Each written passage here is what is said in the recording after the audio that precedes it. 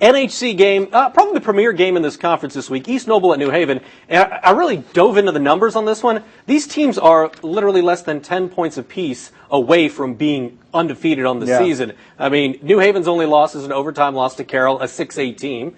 And then you're talking about a 1-point loss to Warsaw in week 2 of the season for this talented East Noble team, and then another close loss not too long ago.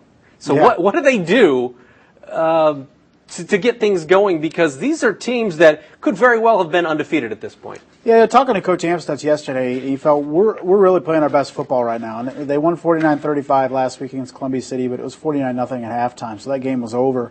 And Coach Amstutz got a lot of his younger guys in the second half. So he says, our offense in particular can really spread it around right now with Bryce Wolf at quarterback, Dylan Fuller at running back, and a host of wide receivers that are really impressive. So he's really confident going into this game. They've won 10 of 11 in the series. He hasn't lost to New Haven in his 2 years, now his third year at East Noble. So, the confidence is there with that group going to at New Haven on Friday night. And New Haven, we kind of take them for granted, but this is the 5th straight year entering week 8 where they're either 6-1 or 7-0. And that's, some of it's byproduct of the schedule, but you still got to win those games. And for a New Haven team that we in years past and even less than a decade ago was really a program that was struggling is really rolling with Jim Rowland right now. Yeah, and you want to talk about the defense for New Haven. 15.3 points a game is all they're giving up.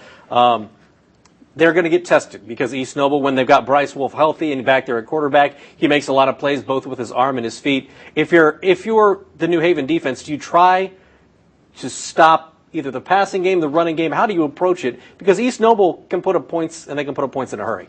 I think you first address the Dylan Fuller thing. You have to stop the run and make Bryce Wolf beat you. He's proven he can do it, but he's also maybe had some iffy moments as well. And, he's upperclassman. He knows what he's doing, but you have to take away Dylan Fuller because if East Noble can get that running game going and then in addition throw it all over the field, that's really going to be troublesome for New Haven. So I think if you first focus on stopping that run, but New Haven is so physical up front that they're a team that can really play the run and stop the run without really having to stack the box either. Their front four is really strong. And I guess if you're New Haven's defense, or New Haven's offensive line, I should say, stopping Keaton Osborne has to be priority number 1, does it not? Yeah, you have to identify where Keaton is at all times, and it's feed the ball Nishan Jones. I'd really like to see Vance Shearer kind of showcase his skills a little more. Maybe it's because Nishan Jones has been such a threat, over 1,200 yards rushing already this year, that really Vance hasn't had to do a lot of things that maybe he had to do last year. Mm-hmm. But if New Haven is going to compete in 4A